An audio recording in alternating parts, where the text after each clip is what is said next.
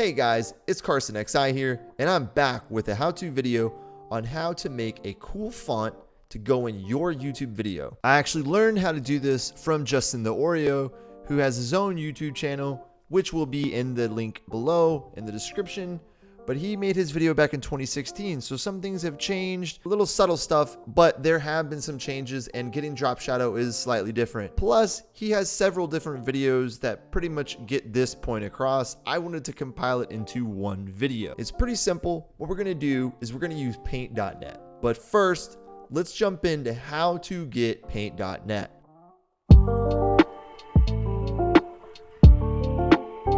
So what we're going to do is we're literally just going to open our Google browser and we're going to type in paint.net. And of course, you're going to get a lot of this stuff. Now, do not type in paint.net. It's going to send you to some stupid site. Just don't do it. Just do a little search on paint.net. Download. So as you can see, you got a couple links here. Now, you can go through this process of getting paint.net however you want to. I'm going to show you what I'm going to do, how I did it. So take it with a grain of salt. If you want to get the free software and start a trial through Microsoft Windows 10, hey buddy, you go for it. If not, go my route, go here to .pdn and get the free download, okay? As you can see, paint.net is pretty simple. You can do just about anything with it. You can adjust your photos. There's all sorts of cool gadgets and gizmos in here that you can use. I'm sure there's someone who is way more versed in it than I am. So let's go back to our browser and let's search Dafont, and as you can see, you have Dafont.com. Now you can just type in Dafont.com, but I just want to show you if you were to search it, it'd be the first thing you'd find. So Dafont, and it gives you all sorts of cool fonts to use. Now my favorite ones are to go into cartoon, and me personally, I pick Magic Dreams. Now, you download Magic Dreams, and it's going to download into a compressed file. And this is the next big step. So if you were to download Magic Dreams, you download Magic Dreams, show in folder. You can extract it. And as you can see, here it is, Magic Dream. Now, how do I get this font into paint.net? Well, here's the deal. Paint.net and many other programs, they access the font that's on your specific computer. So what you have to do is you need to go into your control panel and go under appearances and personalization. There you should see fonts. All right, now that you're in fonts, watch, it's literally this easy. You take Magic Dreams and you drag it into here. Now I already have Magic Dreams, so do I want to replace it? No, we're just gonna leave it the way it is and we're gonna stop. But that's how you would do it. Okay, so now we have our font. Let's go ahead and get started into what we should do next. What you need to do first is get rid of this white background. So let's go ahead and take this magic wand, click on the background, delete. All right, from there, now we're gonna add our text. So as I said earlier, I picked Magic Dream. So I'm gonna scroll down to Magic Dream. There it is. And let's up the font to say 84. And we're just going to write down your text. Okay, so now you have your text in here. What are we going to do to change the color? Well, it's pretty simple. We're going to go back to our magic wand. This magic wand is a key part in everything you do on here. It lets the program know what is it you're trying to adjust. In this case, we're going to try and adjust the text color. So what we need to do is we need to hold down Shift and left click the text at the same time. Now that you have the text selected, go ahead and go over here and set your primary colors. Now for this tutorial, I'm going to do a purple as my primary, and for my secondary, I'm going to do a pink. And you'll see that that's going to add a nice little gradient. So to add the gradient, what you need to do is click the gradient over here in your toolbox. Now go over to the text, hold down Shift and left click. You'll then drag your gradient up through your text. You got a nice little gradient going on here. And just let go. So once you've done that, I like to go ahead and click this right here and hit enter. That deselects everything, because from that point forward, now you don't have to worry about accidentally changing the colors again or anything like that. So I searched drop shadow paint.net, and you're going to get a couple links here, but go ahead and scroll down so you find softpedia.com. This link is what you're going to want to select. All right, so once you've downloaded the drop shadow and you've extracted it into its own folder, in this case I just extracted it into another drop shadow folder, you're going to see that there are 2 files that came with this drop shadow download. What you need to do next is go find your paint.net program file. In my case, it's under the local disk. It's not under my 86, it's under the regular program files. You're going to go down and find paint.net, and then in your effects folder, you're going to see all the effects that are currently there. Now, I've already downloaded it. If you haven't, which I'm assuming you haven't, go ahead and select both, copy, and paste them in here. It's that simple. Awesome. So now we have the effect, and we can continue on.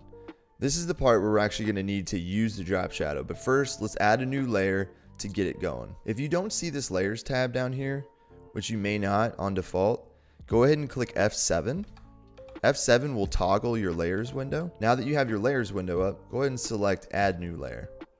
Now as you can see, you have your 2 different layers and you can toggle these on and off. To continue on, we're going to go ahead and make sure we have the background layer selected. You can rename this whatever you'd like. I'm just going to leave all these layer names default for now. Go ahead and go up to your magic wand, hold down shift and click your background area.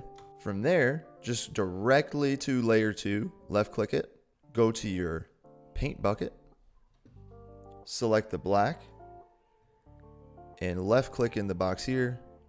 Make sure these are black as well, and go back to your pointer, click that, hit enter. This to make sure that nothing is selected at the moment. However, we are still on layer 2, that's important for here. Go ahead and go to your effects, object, and this is where you should see drop shadow. So let's go ahead and click on the drop shadow. Let's go ahead and change this shadow from a black shadow to a white shadow. And you can see that darkness that was around all your text is now a light around the text. So these are the 3 big changes that you can make to your drop shadow. As you can see, this really plays a big part in it. Your blur radius definitely plays a big part, and your widening radius. This is where it gets very subjective. You're going to want to find your own balance for your color. It may be different if you're doing a red blend or some blue blending and green blending. In this case, we're just going to find a little happy place. So we're going to go ahead and leave it there. I think that's going to be good for what I'm about to do. So once you're done finding a balance that you like for your colors, hit OK. Now back to your magic wand, hold down shift, left click in this dark area, and hit delete. Awesome. Now the next part, again, we're going to go back to our layers. Make sure you're selected on the top layer and merge it down. Next step is going to be to duplicate the layer. Now that you're on the bottom layer, go ahead and click your pointer again, hold down shift, and pull the bottom layer down. You can put it anywhere you want, but in my case, I'm going to have it a little bottom to the left. I just like that look right there. Now that you've done that, go to adjustments, hue and saturation, and let's bring the lightness down a little bit. Now, as you can see, we're adding that effect, that shadowy effect. Again, this is a little subjective, and however you want to do it, it's up to you. Me personally, I'm going to do it pretty dark. I'm going to go ahead and hit OK. Once you've completed that step, make sure you merge down layers. Now that your layers have been merged down, let's go back to the drop shadow. This time, instead of a white shadow, go back to a black shadow and find a subjective place for where you want this shadow to be. This is where I'm going to do it. I'm going to keep it kind of subtle for now, but you can obviously make it a lot more aggressive if you'd like.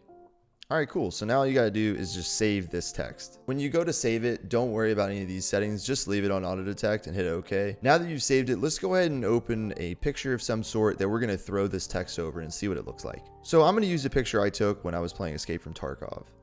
Let's go ahead and adjust the image because this is a thumbnail. It's supposed to be a thumbnail for YouTube. So go to images and resize, and let's change it to the pixel size that YouTube wants, which is 1280 by 720. Go ahead and click OK. So now we have the size that we want. In order to get that text on top, we're just going to add a layer. So go ahead and click on layers, import from file, and click your text. As you can see, it drops right in. You can put it wherever you want, and you can also twist it a little bit. Now in this case, there's only 8 letters, so I probably would have made it a lot bigger. This would be a good text size, let's say if you had a longer sentence that's going to run across. Nonetheless, this text goes over this really well. It pops out perfectly in this green background and especially this white background.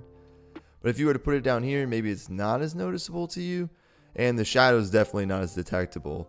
But just keep that in mind when you're making your thumbnail to really make sure these letters pop. That's the whole point of this. Once you've done doing that, again, I like to hit enter, and then you're gonna need to merge down the layer. And that's pretty much it. I hope this video helped, guys. If there's anything else you'd like me to cover, just put it in the comments below. And again, like and subscribe. All the support you guys give me is greatly appreciated.